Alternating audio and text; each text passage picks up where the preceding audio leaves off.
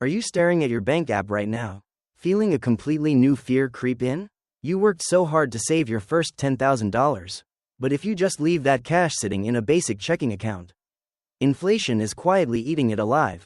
But if you invest it into the wrong thing, like some hyped up meme stock or a random crypto coin you saw online, you could lose an entire year of sacrifice in a single afternoon. In the last video, we broke down exactly how to get here. If you pulled that off, congratulations, you just did what 70% of Americans simply cannot do. So, what is the exact playbook? In this video, I am going to show you exactly how to deploy your first $10,000 to build an unbreakable financial foundation before you turn 30. We are turning your savings into a 24/7 money-making machine. Let us get into it. My name is Ben, and I dive deep into personal growth topics like financial strategies, money psychology, and why some glide to riches effortlessly, while others stay trapped in financial ruts. If you're ready for real wealth building tactics in your self-betterment path, without counting on luck, smash that subscribe button and drop a like if this shifts your view on finances and evolution. So, you have your $10,000. The absolute worst thing you can do right now is dump all of it into the stock market. I know that sounds crazy coming from a finance channel, but hear me out. Before you build a skyscraper, you have to pour a concrete foundation. In wealth building, we call this the defense strategy.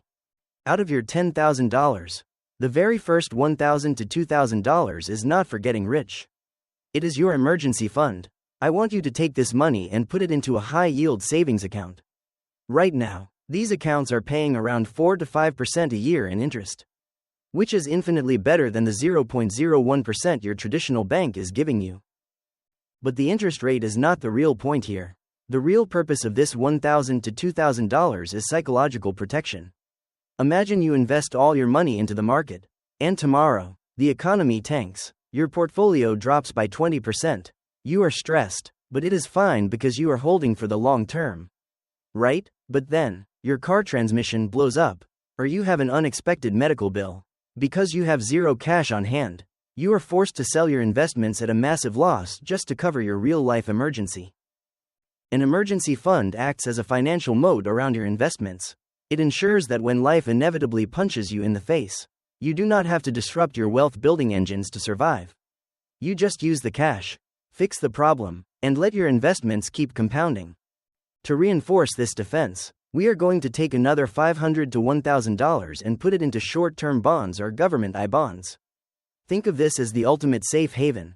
The stock market will go up and down, crypto will swing wildly, but government bonds are essentially risk-free. I-bonds, specifically, are designed to protect your purchasing power from inflation. If inflation spikes, the interest rate on your bonds adjusts to match it. So, right out of the gate, we have allocated up to $3,000 strictly for defense. This money is completely liquid, earning a decent, guaranteed yield, and acting as your financial airbag. It might seem boring, it is not going to make you a millionaire overnight, but skipping this step is exactly why so many young people lose everything during their first market crash. Once your foundation is poured and your defensive perimeter is secure, your brain is finally free from survival mode. You are no longer worried about how to pay for a broken laptop.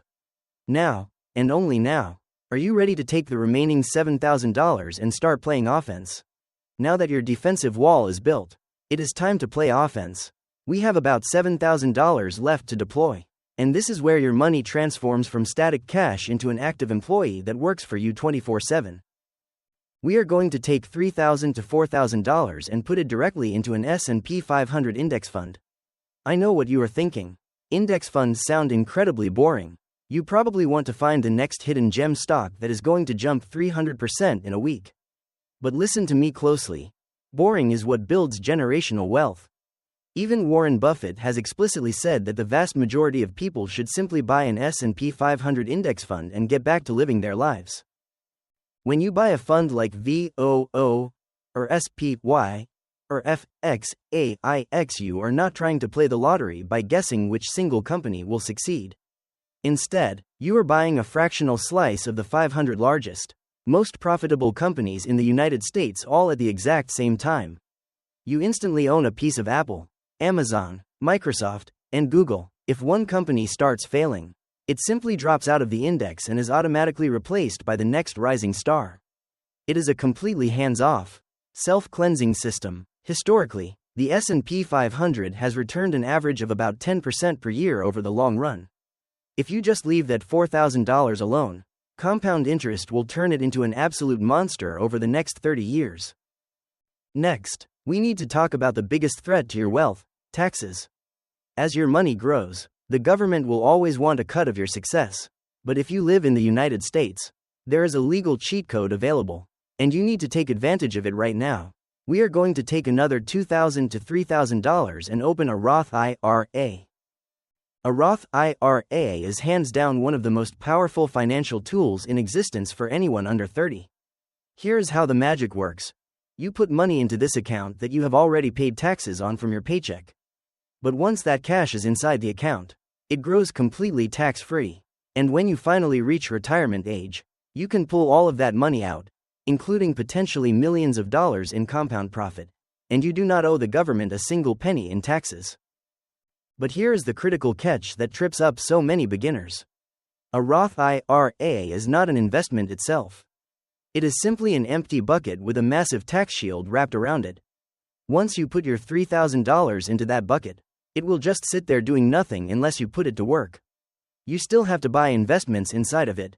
So, what should you buy inside your Roth IRA? You guessed it, more broad market index funds. With this setup, you now have a diversified portfolio of the best companies in the world and a tax-free growth machine. We have successfully allocated about $9,000 of your portfolio into defense and wealth engines.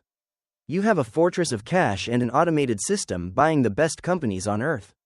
So, what do we do with the final $1,000? This is where we make the most lucrative investment of all: investing in yourself.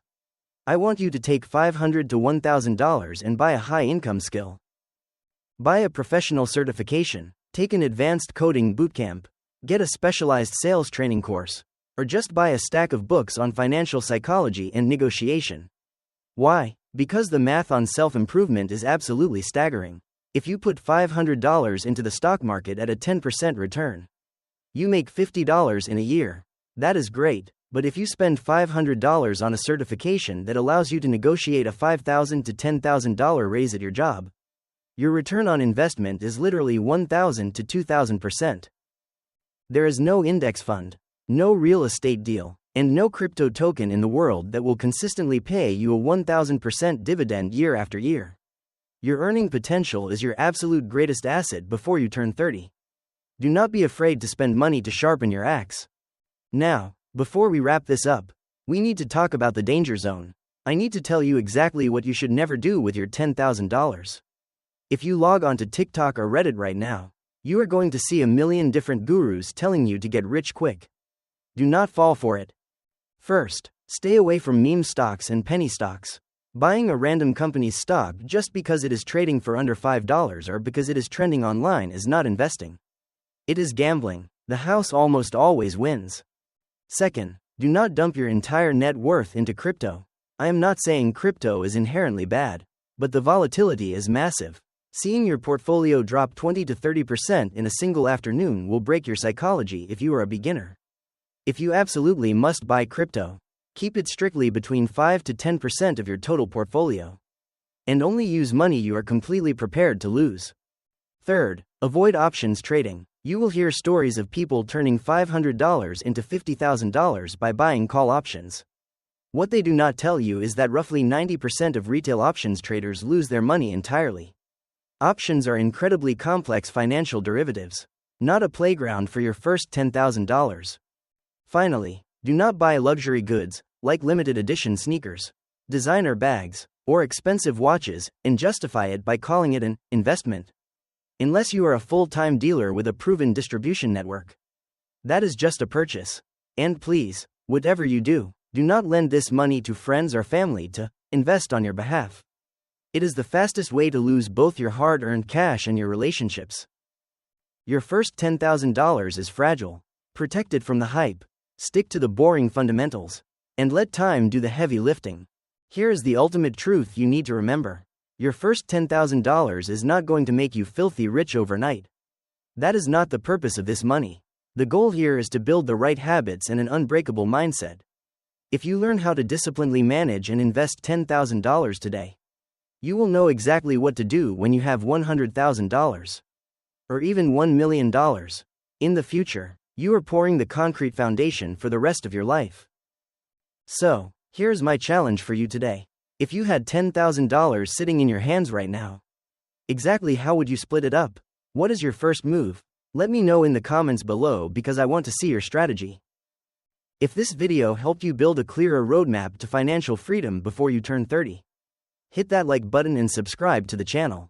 Do not forget to ring the bell so we can keep building wealth together. I will see you in the next one.